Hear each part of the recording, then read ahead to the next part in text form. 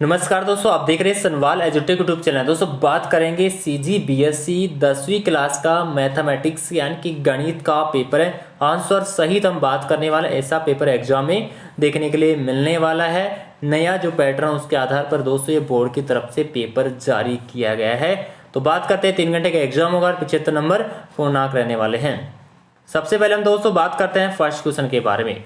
सही विकल्प चुनकर आंसर लिखना होगा। तो पहला क्वेश्चन क्या दिया गया है, साइन 45 बटा कोस 45 का मान कितना होने वाला है। ये खंड ए का है। तो पहले क्वेश्चन में क्या आएगा, ए ऑप्शन आने वाला है। एक इसका क्या होगा, राइट आंसर होगा। ठीक है, इंग्लिश में भी दे रखा है। और उसके बाद में बात करते हैं 2 नंबर, समीकरण निकाय का अद्वितीय हल होगा। 2 नंबर का ब ऑप्शन क्या हो जाएगा, राइट आंसर हो जाएगा।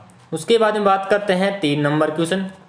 3 नंबर जो क्वेश्चन उसमें स ऑप्शन क्या हो जाएगा, राइट आंसर हो जाएगा। 3 बटा 4 नंबर क्वेश्चन है, द ऑप्शन क्या हो जाएगा दोस्तों, यहाँ पे राइट आंसर हो जाएगा।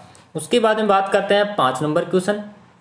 5 नंबर जी क्वेश्चन उसमें आपको 18 और 6 का तृतीय अनुपात ज्ञात करना होगा। इसका आंसर कमर्शियल में आप जरूर बताएंगे। उसके बाद में आता है खंड ब की बात करते हैं पे पार्ट बी की जो पहला क्वेश्चन है, पहले का जो राइट आंसर है वो रहेगा आपका 1/2√3। ठीक है, 1/2√3 ये आंसर रहेगा इसका। उसके बाद में आता है 2 नंबर, बिंदु 0,5 अक्ष पर स्थित है। 2 नंबर जो क्वेश्चन उसका राइट आंसर होगा वाई एक्स पर। तीसरा क्वेश्चन की हम बात करते हैं, किसी व्यक्ति के सभी साधनों से प्राप्त आयकर जो लगाया जाता है उसे क्या कहते हैं। 3 नंबर क्वेश्चन का आएगा आयकर, उसे आयकर कहते हैं।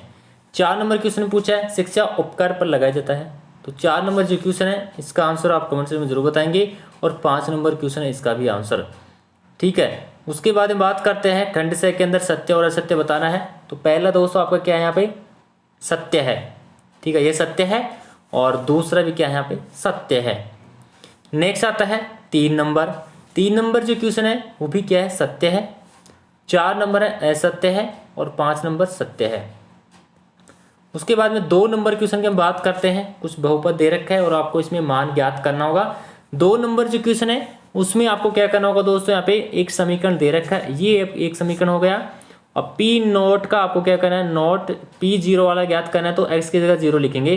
तो 0 घात 3 - 5 गुणा 0 प्लस 6। तो ये कितना हो जाएगा दोस्तों, 6 आ जाएगा। और ऐसे ही आपको 1 का ज्ञात करना होगा। ठीक है, 1 की घात 3 - 5 गुणा 1 प्लस 6। तो ये कितना हो जाएगा, 2 हो जाएगा। तो इस तरह के दोनों का मान ज्ञात हो गया। एक का 6 आ गया और एक का 2 आंसर आ गया। नेक्स्ट आता है 3 नंबर क्वेश्चन। 3 नंबर में आपको क्या करना होगा दोस्तों, यहाँ पे मान ज्ञात करना होगा। तो 3 नंबर जो क्वेश्चन उसमें क्या करेंगे, जैसे आप मान ज्ञात करेंगे तो आपको इसको क्या लिख सकते हैं, सेक थीटा बटा कोसेक 90 माइनस थीटा क्या लिख सकते हैं, सेक थीटा लिख सकते हैं। प्लस कोसेक थीटा तो है ही ऊपर के ऐसे कैसे, नीचे साइन 90 डिग्री माइनस थीटा को लिख सकते हैं कोसेक थीटा। तो जैसे आप इसको प्लस करेंगे तो ये आपका 1 हो जाएगा, प्लस इसको काटेंगे तो 1 आएगा। तो 1 1 कितनी आ गई, 2 इसका राइट आंसर होने वाला है। ठीक है, इसका 2 राइट आंसर हो जाएगा। उसी प्रकार यहाँ पे 4 नंबर जो क्वेश्चन है वो दिया गया है। तो यहाँ पे कुछ समीकरण दे रखा है, 20 समांतर माध्य। तो आपको क्या करना होगा, 20 बराबर ये समांतर माध्य होगा 20। तो 6 + 8 + 20 + पी भी दे रखा है यहाँ पे, p + 6 और प्लस 10 हो रहा है। बटा में कितना होगा, ये आपका 6 हो गया। ठीक है, बटा में कितना हो गया, 6 हो गया, क्योंकि 6 ही संख्या है। तो आपको क्या करना होगा, 6 को 120 से गुणा करेंगे तो 120 हो जाएगा, बराबर p + ये हो गया आपका 50 हो गया टोटल। तो p बराबर कितना हो गया दोस्तों, 70 हो गया। तो इसका क्या आंसर आएगा, p बराबर 70। इसका क्या हो जाएगा, राइट आंसर हो जाएगा। उसके बाद में आता है 5 नंबर क्वेश्चन। प्रवणता दे रखी है dy बटा dx बराबर y। तो यहाँ पे क्या लिखेंगे 5 नंबर में, y2 - y1 और x2 - x1। ये जैसे आप लिखेंगे ना तो इसका मान लिखेंगे आप 7 - 1 और नीचे लिखेंगे 5 - 2। तो ये बेटा 6/3 हो गए। तो इसका क्या आंसर होगा, 2 हो जाएगा। तो 5 क्वेश्चन का भी आंसर कितना हो जाएगा, 2 हो जाएगा। उसके बाद में आता है 6 नंबर क्वेश्चन। 6 नंबर जो क्वेश्चन है उसमें आपको क्या करना होगा, यहाँ पे प्रथम पद दे रखा है और 8वां पद ज्ञात करना होगा। प्रथम पद 9 है, सालोंतर -2 है। तो 8वां पद ज्ञात करेंगे तो a8 बराबर 9 + 8 - 1 गुणा -2, ठीक है। तो ये कितना हो गया, 9 प्लस 7 गुणा -2 हो गया, ये कोष्टक में होगा -2। तो ये कितना होगा दोस्तों, -5 इसका आंसर हो जाएगा। सॉल्यूशन आप कर सकते हैं। सातों जो क्वेश्चन है उसकी हम बात करते हैं। सातों क्वेश्चन में आपको क्या करना होगा, A अनुपात B समानुपात C अनुपात D का तो आपको सिद्ध करना होगा। 3 नंबर का क्वेश्चन है ये। उसके बाद में समीकरण दे रखा है 8 नंबर क्वेश्चन में, तो आपको क्या करना होगा दोस्तों, यहाँ पे 2 समीकरण बनाने होंगे। 8 नंबर क्वेश्चन में 2 समीकरण बनाने होंगे। जैसे हम बात करिए तो आपका होगा यहाँ पे 2x + y = 8, ठीक है। ये कितना हो गया, ये आपका एक समीकरण मान सकते हैं, इसको 2 मान सकते हैं। तो 1 को 1 से गुणा करने पर 2 को 2 से गुणा करेंगे तो कितना हो जाएगा, 2x + y = 8, क्योंकि 1 से गुणा किया है। नीचे वाला कितना हो जाएगा, 2x - 4y = 2 हो जाएगा। अब यहाँ पे चेंज कर लेते हैं, ये माइनस का 2 हो जाएगा पे, ठीक है। तो चेंज करेंगे, जैसे यहाँ पे हम इसको प्लस करेंगे, ये भी प्लस हो जाएगा, ये माइनस हो जाएगा। तो ये टोटल कितना हो जाएगा, 5y = 10।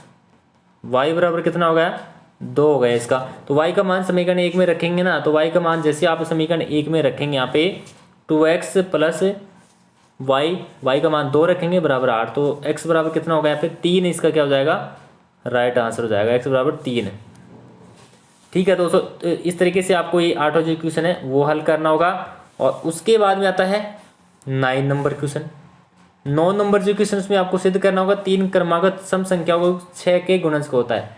तो आप मान सकते हैं कि प्रथम 3 जो क्रमागत जो संख्या है x1 x + 2 और x + 4, तो इस तरीके से आपको क्या करना होगा, यहाँ पे एक समीकरण लगाना होगा। जैसे हम बात करें x + x + 2 + x + 4, ये मान सकते हैं, बटा 3 आएगा। तो ये कितना हो गया, 6 आ गया, ठीक है। और बराबर 6 आ गया, बराबर 6 लिखेंगे यहाँ पे, ठीक है। इसको क्या लिखेंगे, बराबर 6। तो जैसे आप इसको हल करेंगे तो ये आ जाएगा आपका 200, कितना हो जाएगा, 3x + 6 = 18। तो x बराबर कितना होगा, ये 4 इसका क्या हो जाएगा, आंसर हो जाएगा। 9 क्वेश्चन का 4 आंसर होगा। 10वां क्वेश्चन है, उसमें यहाँ पे आपको अर्धगोले का आयतन ज्ञात करेंगे। तो अर्धगोले का आयतन कितना होता है, 2/3 πr³। जैसे आप इसको हल करेंगे तो पाई का मान 22/4 लिखेंगे और आर का मान 3 लिखेंगे, क्योंकि यहाँ पे त्रिज्या पूछा है और ये व्यास दे रखा है, तो आधी होती है त्रिज्या। तो आपको क्या करना होगा, जैसे आप इसको कंप्लीट लिख करके तो आपका आ जाएगा 56.57 cm³ आंसर हो जाएगा इसका। उसके बाद में आता है 11 नंबर क्वेश्चन आता है बेलन का आयतन। तो πr² बेलन का आयतन का सूत्र होता है, πr² h होता है, ठीक है। तो पाई का मान कितना लिखेंगे आप, बेलन का आयतन कितना है वैसे 3080 है, तो 3080 बराबर बेलन का जो आयतन का सूत्र है πr² है। तो पाई का मान लिखेंगे 22/7 गुणा r दे रखी नहीं है, r² गुणा h कितनी यहाँ पे 20 है, क्योंकि हमें r ज्ञात करनी होगी। तो r कितनी हो जाएगी, जैसे आप इसको सॉल्यूशन करेंगे ना तो r हो जाएगी यहाँ पे r बराबर 7 सेंटीमीटर आ जाएगी, ठीक है। जैसे यहाँ पे 7 सेंटीमीटर आती है तो आपको क्या करना होगा, वक्र पृष्ठ ज्ञात करना होगा, 2πrh। तो यहाँ पे 2 गुणा 22/7 और r भी आ चुके हैं, 7 r का मान 7 आया था, गुणा में 20। तो जैसे आप इसको हल करेंगे तो 880 सेंटीमीटर स्क्वायर इसका क्या हो जाएगा, राइट आंसर हो जाएगा, जो वक्र का पृष्ठ है। वक्र का पृष्ठ ही इसमें पूछा है, अथवा के अंदर भी यहाँ पे दे रखा है। दोनों में से एक क्वेश्चन आपको हल करना होगा दोस्तों, ठीक है। उसके बाद में जो 12 नंबर क्वेश्चन है उसमें बहुलक दे रखा है।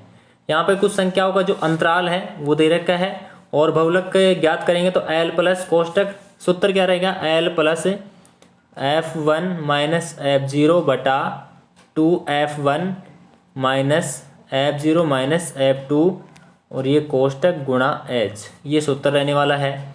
और जैसे आप इसका मान लिखेंगे, l का मान 40 दे रखा है यहाँ पे, ठीक है, l का मान 40 होगा, प्लस f1 का मान 30 है और f0 का मान 20 है, और नीचे 2f1 का मान 60 है, यानी कि f1 का मान 30 है तो 30 को 2 से गुणा करके लिखेंगे 60 हो जाएगा, और F0 का मान 20 है और F2 का मान 15 है और गुणा में H का मान 10 है। जैसे आप इसको सॉल्यूशन करेंगे तो आपके सामने यहाँ पे कितना आ जाएगा 40 प्लस 10/25 गुणा 10, तो ये 44 क्या आ जाएगा दोस्तों यहाँ पे आंसर हो जाएगा। और इसके बाद में दोस्तों यहाँ पे अथवा में भी दे रखा है, तो दोनों में से आपको क्या करना होगा, यहाँ पे एक क्वेश्चन यहाँ पे हल करना होगा।